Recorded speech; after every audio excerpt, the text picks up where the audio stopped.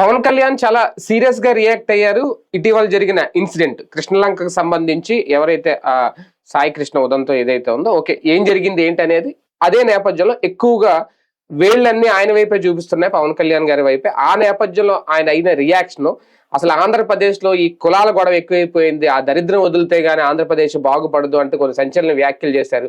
అంతేకాదు పార్టీలో ఎంపీలు ఎమ్మెల్యే ఏం చేస్తున్నారు, మీరు ఎందుకు స్పందించలేదు, ఇటువంటి వాటి మీద నేను మాట్లాడాలా, నా వరకు తీసుకురావాలా అంటూ కూడా ఒక అది భావోద్వేగం అనాలో లేదంటే ఆవేశం అనాలో ఆగ్రహం అనాలో తెలియదు కానీ చాలా ఆవేశ ప్రసంగం అయితే కనిపించింది. ఏంటి ఆయన మాటలు వెనక ఆంతర్యం? నేరస్తులను ఎవరిని వదిలిపెట్టేది లేదు, చూస్తూ ఊరుకోమన్నారు.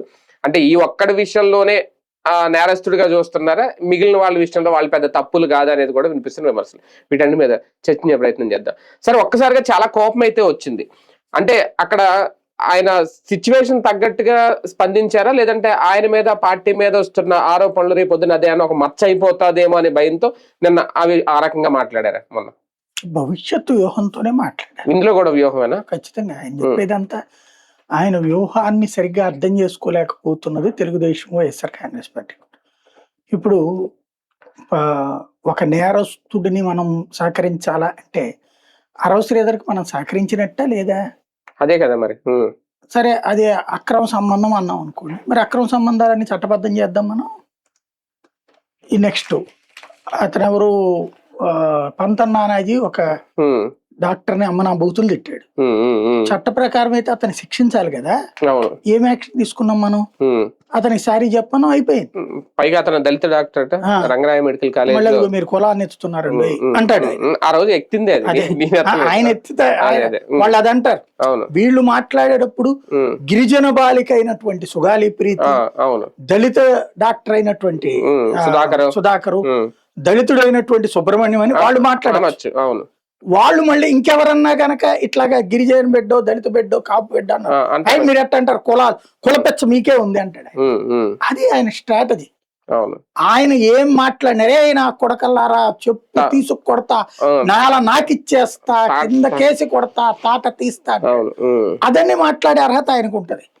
జగన్ నోట్లో నుంచి ఇప్పటిదాకా అట్లాంటి మాట ఎప్పుడన్నా వచ్చిందా? మీ తాట తీస్తాను, మీ అంతు చూస్తాను, నేలకేసి నాకిస్తాను, తొక్కి నార తీస్తాను. ఇప్పుడన్నా జగన్ అంటే ఓడు రాక్షసుడు అంటారు, అనకపోయినా జగన్ రాక్షసుడు అన్నోళ్ళు మాత్రం దైవదూతలు. అదేది మేకప్ గురించి మాట్లాడతారు, అనిత మేకప్ గురించి అన్నందుకు బాధపడ్డారు. అదే చింతమనేని రజనీ మేకప్ గురించి మాట్లాడితే తప్పు లేదు. అంటే మేము ఏం మాట్లాడినా అవతల వాడు పడటానికి మాత్రమే పుట్టారు. మమ్మల్ని అంటే వాళ్ళు ఉన్మాదులు అవుతారు, విధ్వంసకారులు అవుతారు. ఇది ఒక ఆస్పెక్ట్ మాటల పరంగా తీసేస్తే. ఇందులో వ్యూహం ఏంటంటే ఇక్కడ ఆ అబ్బాయి కాపు అన్నటువంటి పాయింట్ తో ఎక్కువగా కాపు సంఘాలు ఈయన రైట్ చేసినాయి. వైసీపీ కాదు ముందు రైట్ చేసి, వాళ్ళ అమ్మ తర్వాత కాపు సంఘాలు వాళ్ళందరూ కోర్టు అసోసియేషన్ వాళ్ళు ఇతను కాపని చెప్పి తీసుకున్నారా, లేకపోతే బార్ అసోసియేషన్ వాళ్ళు ఏమని తీసుకున్నారు? నువ్వు నెల రోజుల పాటు, క్రిందటి నెల 8వ తారీఖు సంఘటన జరిగితే వాళ్ళమ్మ పోలీస్ స్టేషన్ దగ్గరికి వెళ్ళింది, డీజీపీ దగ్గరికి వెళ్ళింది, కమిషనర్ దగ్గరికి వెళ్ళింది, కోర్టు దగ్గరికి వెళ్ళింది. పట్టించుకోనటువంటి ప్రభుత్వం ఉన్నట్ట ఊడినట్ట. వాడు దుర్మార్గుడు, చంపేశాం, సంషేర్గా మగాళ్ళలాగా చెప్పండి, వాడు దుర్మార్గుడు చంపేశాం మేము. ఇప్పుడు ఈయన అంటున్నాడు క్రిమినల్ని, నేరగాళ్ళని మేము రానివ్వం, వాళ్ళకి పదవులు ఇవ్వం, పార్టీలో అవకాశం ఉండదు. అలా అనుకుంటే ఎంతమంది క్రిమినల్, ఎంతమంది నేరగాళ్ళు, వాళ్ళ దాంట్లో ఎక్కడైనా ఈయన మీద 8 కేసులు ఉన్నాయి కదా. అవును, కేసు ఉంటే క్రిమినల్ అనేటటువంటి తప్పన్న సంగతి ఆయనకి తెలియకపోవడం ఎవడేం చేయలేడు. కేసు పెట్టడం, వాళ్ళ రోజున 100 కేసులు పెట్టారు, దొంగ కేసులు, ఒక్కొక్కడి మీద 100 కేసులు పెట్టారు. అవన్నీ కేసులు కాబట్టి అంటే కనుక అసలు రాజకీయాలు ఎవడు ఉండడు, ఒక్కడు కూడా రాజకీయాల్లో ఉండడు. ఎందుకంటే రాజకీయాలు ఇప్పుడు నువ్వు అధికార పార్టీలో ఉన్నావు, ప్రత్యర్థుల మీద 100,000 కేసులు, తప్పుడు కేసులు పెడుతున్నావు. మరి వాళ్ళందరూ తప్పుడు వాళ్ళు అయిపోతారు నువ్వు పెట్టారని. నువ్వేమని చెప్పావు ఎంతమంది జగన్ వాళ్ళ టైంలో మా మీద తప్పుడు కేసులు పెట్టారు. మరి తప్పుడా ఒప్పుడా అన్నటువంటి తేల్చేది ఎవరు? కోర్టు. కోర్టు శిక్షించాక కనుక ఆ శిక్ష పడ్డోడు నేరస్తుడు అని చెప్తే తప్పులేదు. అంతేగా, ఆరోపించబడినటువంటి సందర్భంలో బోలెడు ఉంటాయి ఇష్యూస్. ఇప్పుడు ప్రభుత్వ కార్యాలయ ధ్వంసం అంటారు నువ్వు ధర్నా చేస్తే, అది ఆలోచించాలా అంటే మనం లోక జ్ఞానం ఉండాలా, రాజకీయ జ్ఞానం ఉండాలి, సామాజిక పరిజ్ఞానం ఉండాలి. కానీ ఎవరో పైన చెప్పే మాటల మీద మనం డిపెండ్ కాకూడదు. అయితే అవన్నీ తెలియనంత పిచ్చోడు కాదు, అమాయకుడు కాదు. ఆయన స్ట్రాటజీ ఇందులో ఏంటంటే, ఒకటి ప్రతిపక్షం అధికార పక్షం రెండు కూడా కాంగ్రెసే పాత్ర పోషిస్తుంది. మీరు అబ్జర్వ్ చేస్తే కాంగ్రెస్ వాళ్ళని ప్రభుత్వాన్ని తిట్టేది కాంగ్రెస్ వాళ్ళు ఎక్కువ బయట వాళ్ళకంటే. అది కర్ణాటకలో చూసినా తెలంగాణలో చూసినా. ఆ ఇది ఈయన పుడికి పుచ్చుకున్నారు కూటమిలో.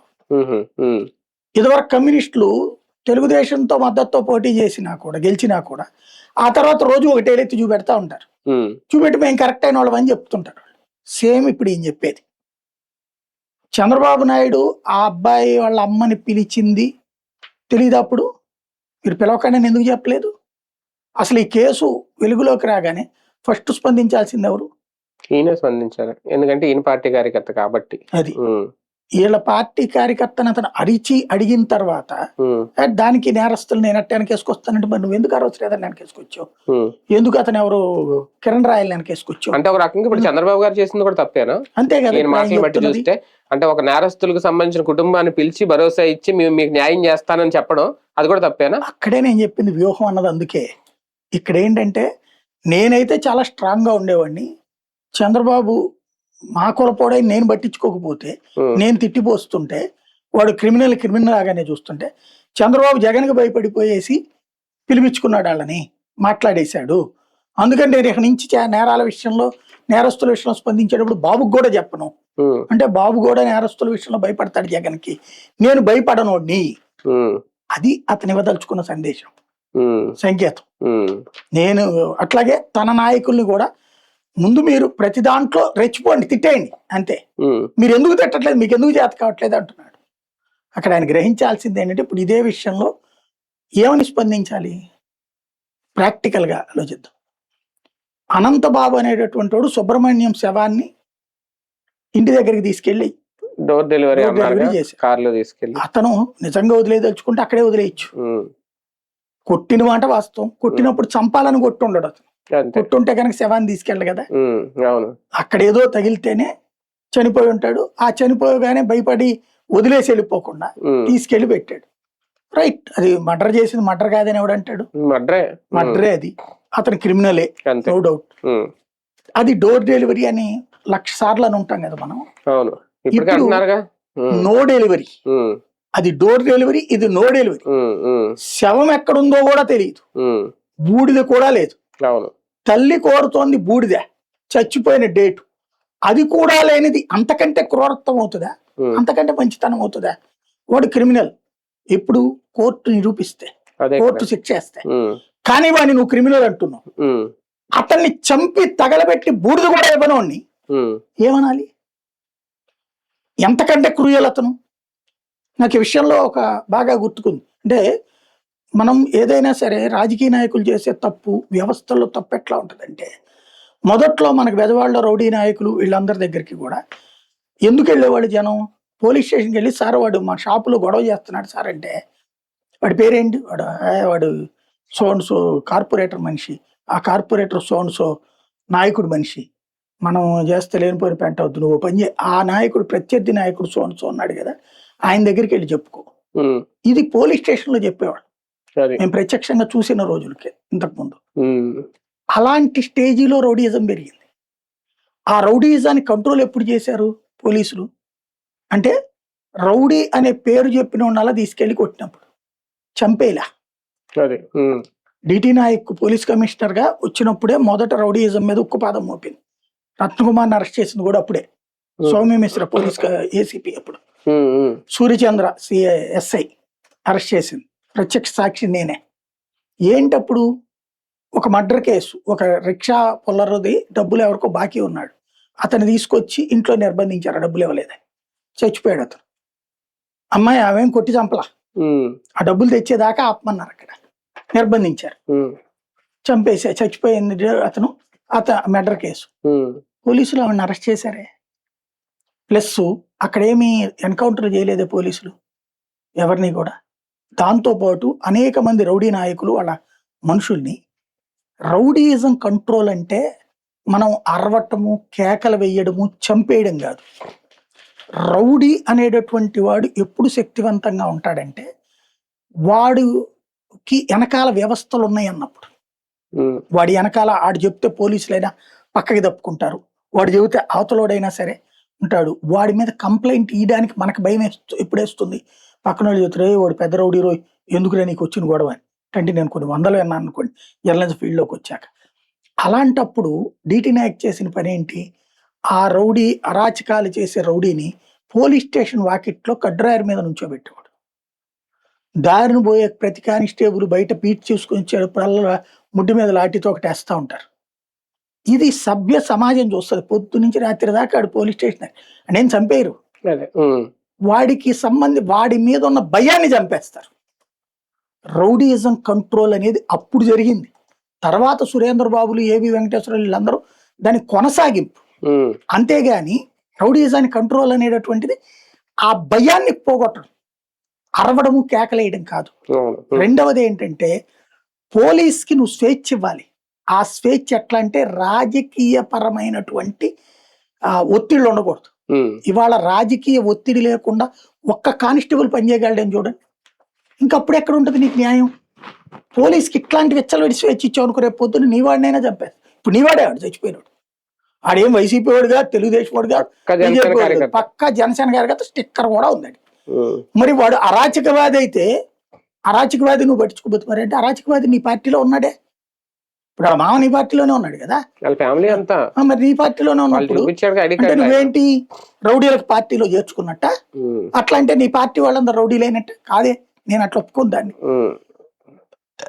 ఇక్కడ అనవసరంగా కెలికాడు కాకపోతే వ్యూహం, నేను చెప్పిన వ్యూహం. కానీ మధ్యకాలంలో పవన్ కళ్యాణ్ గారికి అంటే ఈ ఇన్సిడెంట్ అని కాదు, కొద్ది రోజుల నుంచి అంటే కులాల మీద ద్వేషం పెరుగుతోందా, లేదంటే ఒక్క కులానికే నన్ను ఫిక్స్ చేస్తున్నారు అనే ద్వేషమా?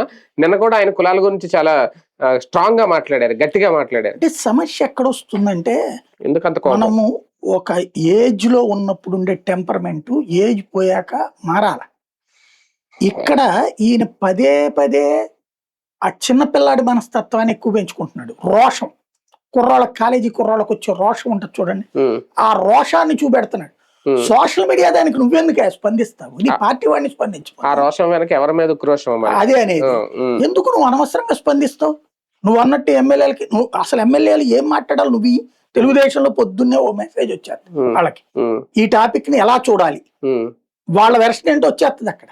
ఒక రకంగా ఇలాంటి సందర్భాల్లో అనిపిస్తుంది చాలా ఫ్రీ హ్యాండ్ ఇస్తున్నారేమో ఎమ్మెల్యేలు ఎంపీలకి, వాళ్ళే మాట్లాడతలేదేమో. ఏమని మాట్లాడాలి ఇప్పుడు? ఇది అదే కనుక ఇట్లా మాట్లాడారు అనుకో, మీకు ఏమైనా పిచ్చ అయిందా? అట్లా మొన్న కూడా అన్నారు ఢిల్లీలో, మీరు మాట్లాడండి, అన్ని అంశాల మీద మాట్లాడండి, ఎందుకు సైలెంట్ గా ఉంటాను. అంతకుముందు రాజమండ్రి సభలో కూడా చెప్పారు, మళ్ళీ ఇప్పుడు నిన్న కూడా చెప్పారు మాట్లాడారు. అదే నేను అంటోంది, నువ్వు మాట్లాడంటున్నావు, మన వెర్షన్ ఏంటి ఎవరు జడ్జ్ చేస్తాడు అంటున్నా. ఇప్పుడు ఏదో కమిటీ వేసినట్టున్నారుగా, అది వేరు. అది తప్పు మాట్లాడితే వాళ్ళు ఫస్ట్ నువ్వేం చేయాలి? ఇప్పుడు తెలుగుదేశంలో మనం ఈ అంశం మీద మన స్టాండ్ ఏంటి అనేది వాళ్ళు కూర్చొని డిసైడ్ చేసుకుంటారు. ముందు పెద్దోళ్ళు డిసైడ్ చేసుకుని ఇది మన స్టాండ్ అని పంపిస్తారు. ఇట్లా సాయిని ఎట్ట తిట్టండి, లేకపోతే సో యూట్యూబ్ వాళ్ళని ఎట్ట తిట్టండి, వీళ్ళ మీద పడిపోండి మీరంతా 4 రోజుల పాటు.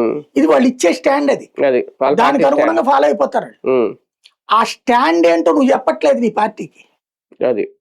నీ పార్టీకి నువ్వు స్టాండ్ చెప్తే నీ ఎమ్మెల్యేలకి, ఇదిగో వీడి విషయంలో వాడి క్రూరము, నేరస్తుడు, వాడిని చంపితే తప్పేం లేదు, కాబట్టి తొందరగా ఎక్కడుందో శవం చూపించాలి, ఇది మన వెర్షను.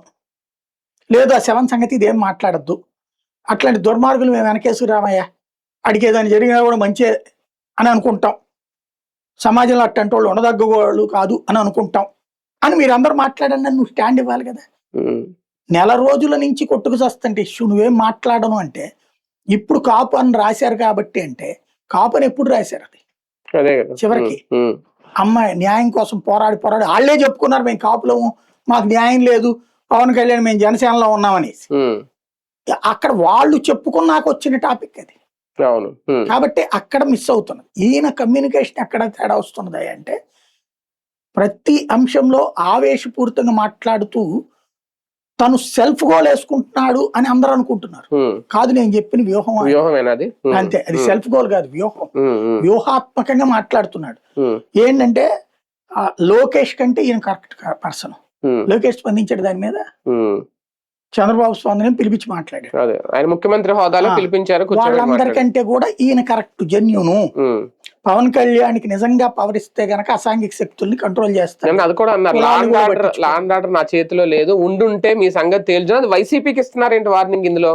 అయితే స్పెషల్ అదొక ఎత్తు, లాండ్ ఆర్డర్ నీ చేతిలో లేదు కదా, మరి భీమవరం డిఎస్పీ మీద నాకు నివేదిక కావాలని ఎందుకు అడిగినట్టు పేకాటకు సంబంధించి మరి ఎందుకు అడిగావు నువ్వు? ఆయన ట్రాన్స్ఫర్ చేసిన తర్వాత పవన్ కళ్యాణ్ గారి సూచనలతో ఎందుకు వచ్చింది? అదే కదా, ఆయన ఏది కావాలంటే అది మాట్లాడతాడు. నేను చెప్పాను కదా, ప్రతి దాంట్లో వ్యూహం ఉంటది. కాకపోతే ఆయన వ్యూహంతో పాటు ఆ వ్యూహం ప్రజలకి అర్థం కాలేదని ఆయన అనుకుంటున్నాడు. బానే ఉంది, సరే నా బోట్ వాళ్ళకి ఒక అవగాహన వచ్చింది, అదొకటి అనిపిస్తోంది. కాకపోతే పాయింట్ ఏంటంటే మనం రాసిన పరీక్షకి మనం మార్కులు వేసుకోం. చంద్రబాబు గారి ప్రోగ్రెస్ రిపోర్ట్ లాగా మనం రాసిన పరీక్షకి మార్కులు వేసే జనం. ఈ ఇష్యూలు నేను ఫస్టే చెప్పినట్టుగా, ఇదివరకు ఆడెవడో రేప్ చేసినోడు తర్వాత చెరువులో పడి చచ్చిపోయాడు. దట్ ఈజ్ లాకప్ డెత్ కాదు, పోలీసు ఎన్కౌంటరే. కానీ పోలీసులు తెలంగాణలో లాగా సజ్జన్నారు ఇరుక్కున్నట్టు ఇరుక్కోవడం ఎందుకు అనుకుంటున్నారు కాబట్టి చెరువులో పడి చచ్చిపోయాడు అన్నటువంటి పాయింట్స్ అని పెట్టారు. Very good. ఏ వైసీపీ వాడు ఖండించలేదు కదా, ఏ జగన్మోహన్ రెడ్డి వాళ్ళని వెళ్ళి కలవలేదు కదా. జగన్మోహన్ రెడ్డి స్పందించింది తెనాలి ఇష్యూ, తర్వాత ఈ ఇష్యూలు. ఎందుకు ఈ రెండిట్లో కూడా అక్కడ నువ్వు ఆ నేరస్తులు నువ్వు కొట్టిన తర్వాత వాళ్ళు నేరస్తులు అని చెప్తున్నావు. నువ్వు ముందు చెప్పాయా? అంతకంటే దుర్మార్గంగా మాట్లాడి చింతమనేని ప్రభాకర్ ఏకంగా ఇదే పట్టుకుపోయాడు. బుల్డోజర్ కొట్టానికి పోయింది కూడా అలా సొంత కార్యకర్త మీద. మరి అంతకంటే క్రూరం ఇంకే ఉండదు. ఒక ఎమ్మెల్యే అయ్యి ఉండి నువ్వు స్పందిస్తున్నావా? జేసీ ప్రభాకర్ రెడ్డి అక్కడ వెంట పడుతున్నాడు, చివరికి అదేది పోలీస్ స్టేషన్ ముందు స్నానం చేస్తున్నాడు. ఏంది అది? అక్కడే పంచవేసుకుంటున్నాడు ఆయన. అఖిల ప్రీతి ఏంటి? ఆ బొడ్డానా అతను ఎవరు ఉన్నాడు శ్రీశైలం దగ్గర కూడా ఏంటి?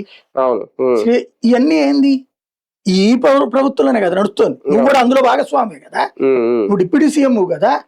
అక్కడ జరిగే ఈ దౌర్జన్యాలన్నిటికీ నీది బాధ్యత కాదంటే ఎట్లా? నేను అన్నిటికన్నిటికీ స్పందించను, ఓన్లీ వైసీపీ వాళ్ళు అన్నప్పుడే స్పందిస్తానంటే ఎట్లాగా? వైసీపీ గురించి, వైసీపీ ఎట్టి పరిస్థితులు అధికారం రాదు. నెక్స్ట్ ఒకవేళ వచ్చినా సరే మేము తొక్కుపెట్టి నారదీస్తాం ఒకవేళ అధికారంలోకి వచ్చినా సరే. అంటే కాపు సామాజిక వర్గాన్నో లేదంటే జనసేనలో ఉన్న కాపు నాయకులను వైసీపీ నాయకులు రెచ్చగొడుతున్నారనా, లేదంటే వాళ్ళ వైపుకి వెళ్తున్నారా ఏంటి? దీనికి దానికి లింకు ఆక్రోశం, అది కూడా వ్యూహం? కొంచెం అది వ్యూహమే. రేపు మళ్ళీ ఆయనే చెప్పినట్టు నేను గెలవచ్చు ఓడచ్చు, ఆయనకి అందుకు కూడా ప్రిపేర్ అయిపోయాడు. వైసీపీ కూడా గెలవచ్చు ఒకవేళ, ఇప్పుడు ఆయన అధికారంలో రావచ్చు ఒకవేళ వచ్చినా సరే. అంటే వచ్చినప్పుడు మళ్ళీ మా జోలికి రాబాకని మేము ఇప్పుడు మిమ్మల్ని హింసిస్తాడు, ఆ హింసకి మాకు సంబంధం లేదు జనసేనకి, అది టీడీపీది హింస. మీరు టీడీపీ జోలికి వెళ్తే పర్లేదు, మా వాళ్ళ జోలికి గానీ మా బ్యాచ్ జోలికి వస్తే మాత్రం ఊరుకోను నేను. అప్పుడు అంటే అది తొక్కడం ఏంటో తీయడం ఏంటో నాకు ఇప్పటికీ అర్థం కాదు. అంటే మనం ఏమన్నా అదేది జంతువులకి సంబంధించిన చర్మాలు ఒలిచే వృత్తిలో ఉన్నామా ఏంది? ఇంకోటి ఏం తెస్తావు నువ్వు? తొక్క తోలు నారా. ఇప్పుడు నువ్వు ఏం చేసావు? పోలీసులతో కొట్టించావు, వాడు రేపు పోలీసులతోనే కొట్టిస్తాడు. నువ్వు పోలీసుల్ని ముందే బెదిరిస్తున్నారు, భవిష్యత్తులో మా వాళ్ళని కొడితే ఆ తర్వాత నేను మిమ్మల్ని చూసుకుంటానని. అంటే భవిష్యత్తులో మళ్ళీ నేను సీఎం అవుతాను అప్పుడు మిమ్మల్ని గుర్తుపెట్టుకుంటా అని చెప్తున్నారు. అది వ్యూహమే, చాలా దీర్ఘకాలిక వ్యూహం. దీర్ఘకాలిక వ్యూహం. ఆయనంతా కూడా ఒకటే గ్రహించేశాడు, సింగిల్ గా డైరెక్ట్ గా వెళ్తే గెలవలేము. జగన్ అనేటువంటి ఖాళీ చేసేస్తే ఆ ప్లేస్ లో నేను అయిపోతాను. అక్కడ ఆయన వ్యూహ వైఫల్యం ఉంది. ఎందుకంటే జగన్ ఓటర్ పొరపాటును కూడా ఇతని వైపుకి రారు. ఎస్సీ ఎస్టీ మైనారిటీలు వాళ్ళకి ఆ కులం అనేది కాదు అక్కడ బేసిక్. రెడ్డి గాని సమస్య ఏంటంటే వాళ్ళు జగన్ ని ప్రేమించేవాడు పవన్ ని సచ్చినా ప్రేమించాడు, పవన్ ని ప్రేమిస్తున్నాడు జగన్ ని సచ్చినా ప్రేమించాడు. అంతేగా, అద్వేషమే ఉంటుంది. ఇప్పుడు బాబు గారిని ప్రేమించే వాళ్ళు ఇంకా జగన్ ప్రేమించారు కదా, తటస్థులది మాత్రమే లెక్క. ఈయన అక్కడ వ్యూహాత్మక పొరపాటు అది భవిష్యత్తులో తెలుసుకుంటాడు. ఇప్పటికిప్పుడు ఎప్పుడు కూడా మనం ఫీల్డ్ లో సీరియస్ గా ఉన్నప్పుడు ఎప్పుడు తెలియదు. మనలాంటి వాళ్ళని చెప్పినా అర్థం చేసుకోరు వాళ్ళు. వ్యూహంలో విఫలం అవుతారు అన్నటువంటిది ఓడిపోయిన రోజును తెలుసుకుని మీద అప్పుడు వినుంటే బాగుండదు. నేను చాలా మంది నాయకులతో విన్నా. ఇప్పుడు వైసీపీ వాళ్ళు కూడా మీరు ఆ రోజు చేసిన వీడియోలు చూసాను, మేము మారితే బాగుండేదండి, మా జగన్ గారికి అది ఎవరన్నా చెప్తే బాగుండేదండి అని చెప్తున్నారు. మంచిది, అది మీ గారు మాట. కానీ పవన్ కళ్యాణ్ గారి పాలిటిక్స్ చాలా క్రిటికల్ గా మారిపోయినాయి. అది ఈ మధ్య కాలంలో బాగా ఎక్కువగా ఈ ఒక నెల ఈ రోజుల నుంచి అది వీళ్ళ జన సైనికులు కన్ఫ్యూజ్ లో పడేస్తున్నాయి. ఏం చేయాలి తెలియక. సమస్య ఎక్కడ వస్తుందంటే సోషల్ మీడియా పాలిటిక్స్ చేస్తున్నాడు ఆయన. You are the leader, leadership politics చేయాలి. సోషల్ మీడియాలో వచ్చే వార్తలకు నువ్వు స్పందిస్తుంటే సోషల్ మీడియా ఒక ఆల్గారిథం ఉంటుంది. పాజిటివ్ నెగిటివ్, ఒక బ్యాచ్ పాజిటివ్ ఉంటారు, ఒక బ్యాచ్ నెగిటివ్ ఉంటుంది. అవును. లెట్ దెమ్ డిస్కస్, వాళ్ళని చర్చించుకొని అంతే. మధ్యలో నువ్వెందుకు దూరతావు? ఆ చర్చల్లోని సారాంశం ఏది మంచిది అనేది నువ్వు గ్రహించు. అది లీడర్షిప్ ఉండాల్సి. చంద్రబాబు ఏమైనా పిచ్చోడైంది? నేను బాబు చూస్తా చాలాసార్లు, బాబుది, లోకేష్ది, వీళ్ళది, పవన్ కళ్యాణ్ వీళ్ళ స్టేట్మెంట్లు ఏయో వేస్తారు కదా, వీళ్ళు అది చేసాం ఇది చేసామని. కింద బా సార్ మీరు దేవుడు సార్, మీరు దేవుడు సార్ అని పవన్ కళ్యాణ్ దానికి వస్తాయి, మీరు అసలు ప్రపంచానికి మీరే దేవుడు సార్ అని. చంద్రబాబు నాయుడు దాని కింద అయితే 100% బూతులే వస్తాయి. నువ్వు దాంతో పాటు రిక్వెస్ట్లు వస్తాయి, సార్ మీరు మాకు జీతాలు ఇవ్వట్లేదు సార్ టైంకి, మమ్మల్ని పర్మనెంట్ చేయండి సార్, అట్లాగే మీ నీలాంటోడు ఇట్లా అబద్ధాలు చెప్తాడు, ఇట్లాంటివి 100 ఉంటాయి. దానికి ఏమైనా బాబు గారు ఆగిపోతున్నారా స్పందించడం మానేసి? నిన్న అదేదో వీడియో చేశారు, వాళ్ళ ఆవిడికి ఫోన్ చేసి నూనె ఏదో ఇక్కడ ఉన్నాయి అంటే మీరేం బేరం ఆడకుండా కొనుక్కురండి అని చెప్పింది. దాని కింద బూతులు తిడతా పెట్టారు. నాకైతే అది మంచి అనిపించింది, అంటే నువ్వు నాటిస్తున్నావు ఇది. కానీ ఓ చంద్రబాబు లాంటోడు అట్లాంటి వ్యాపారస్తుని ప్రమోట్ చేయడం మంచిదే. ఇప్పుడు చేపల దాన్ని కూడా నేను వెక్కిరించను, ఎందుకంటే ఆయా సామాజిక వర్గాలను అసలు మనం పట్టించుకోవడం మానేసాం, వాళ్ళ వ్యాపారాలు మనం లెక్క చేయడం మానేసాం. మొన్న మధ్యన ముంజలు తిన్నారు, గుడ్. ఒక పెద్ద ఆయన నిన్న ఆయిల్ దగ్గర, అంటే నాకు తెలిసిన సమాచారం, ఇది ఎంతవరకు కరెక్ట్ నాకు తెలియదు కానీ, ఆయిల్ వ్యాపారి వైసీపీకి సంబంధించిన వ్యక్తి అట, విడుదల రజనీ గారి దగ్గర వెనకాల ఉంటాడంట ఒక అనుచరుల్లో, వాళ్ళదంట అది. వీళ్ళు మామూలుగా ఏం తెలియకుండానే, అంటే అది ప్రీ ప్లాన్డ్ అని నేను కాదని అన్న కానీ, ఈయన ఆగి అక్కడ కొన్నారు ఆయిల్ అనేది కూడా ఒక ఇది ఉంది. మరి అది ఎంతవరకు వాస్తవం తెలియదు. అక్కడ పార్టీ చూడాలి, అదే అంటున్నాను నేను, వ్యాపారం అంతే. కాబట్టి నేను అనేది ఏంటంటే అక్కడ కింద నేను అనే కామెంట్స్ వాళ్ళు చాలా మంది తిట్టిన వాళ్ళు ఉన్నారు, కానీ నాకైతే పాజిటివ్ అనిపించింది. అక్కడ తిట్టాలని పనే ఉంది, ఆయన మంచిది. ఆయన భువనేశ్వర్ గారు కూడా జోక్యం చూసుకుని చక్కగా చెప్పారు. ఇంకోటి అలాంటి ఇప్పుడు ఈ తరపోళ్ళు ఎక్కువగా ఫాలో అవుతుంది రీల్స్, ఆయన రీల్స్ కూడా చేస్తున్నాడు ఈ వయసులో. అదే అంటున్నారు, జంజీని ఫాలో అవుతున్నారు, జంజీని జన్ ఆల్ఫాని ఫాలో అవుతున్నారు. అది అట్లాగా మనం థింక్ చెయ్యాలి దాంట్లో, అంతే. అవును, ఈయన ప్రతిదానికి సోషల్ మీడియాలోనే ఇప్పుడు ఈ గొడవ అంతా. అయితే ఏమొచ్చింది, నువ్వు కాపు పోయి ఏం చేస్తున్నావు అని ఏమన్నా వైసీపీ వాడు అడిగాడు, జగన్ అడిగాడా?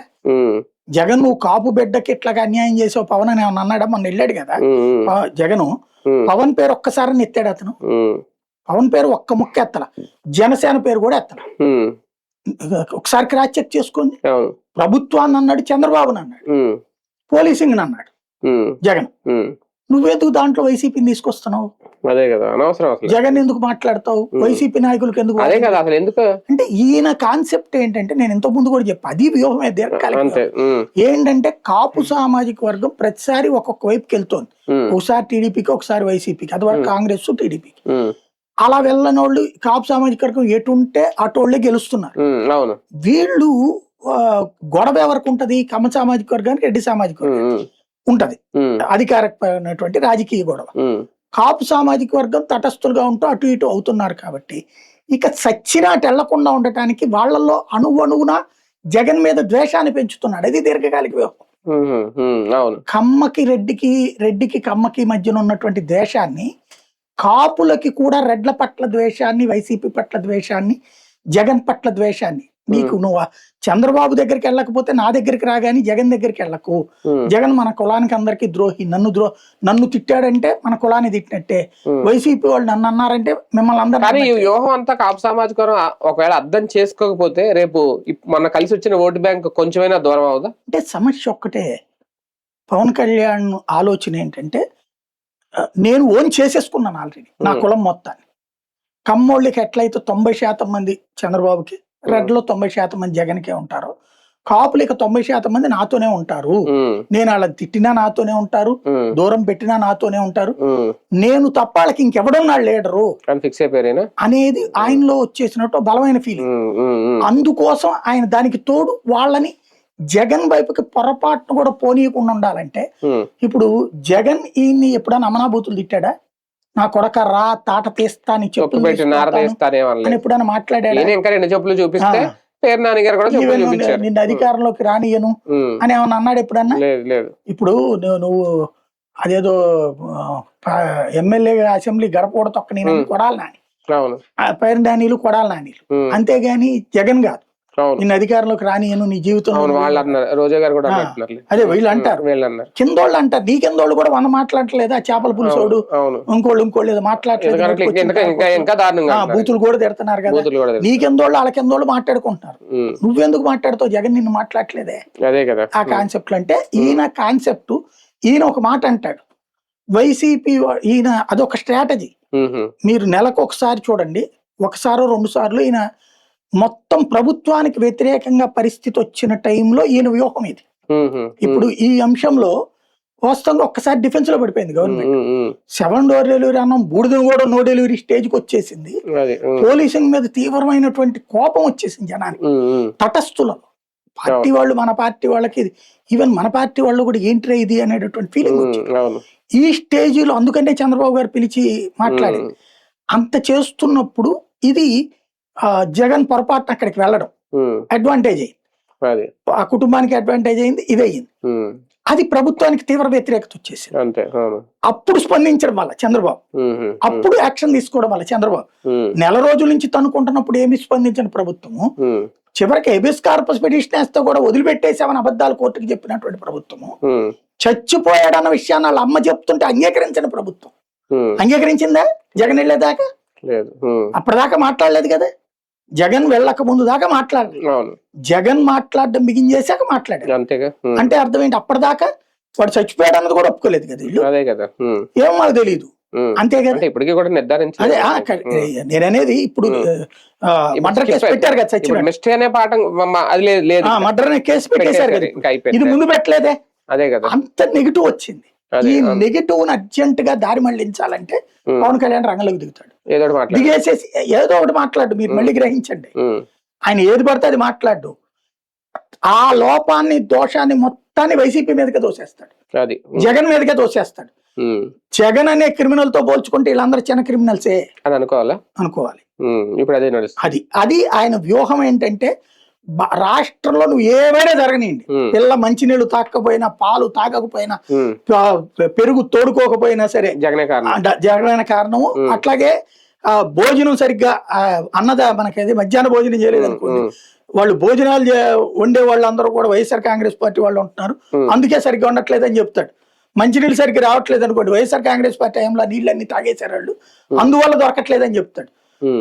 ఆంధ్రప్రదేశ్ లో మనకి పిల్లలు పుట్టకపోయినా జగనే కారణం, పిల్లలు ఎక్కువ మంది పుట్టినా జగనే కారణం, నేరం జరిగినా జగనే కారణం, నేరాలు తగ్గినా జగనే కారణం. ఎందుకంటే నేరాలు ఈ మధ్యన మేము వచ్చాం కాబట్టి, జగన్ ని కంట్రోల్ చేశాం కాబట్టి ఈ నేరాలన్నీ తగ్గినాయి అంటారు.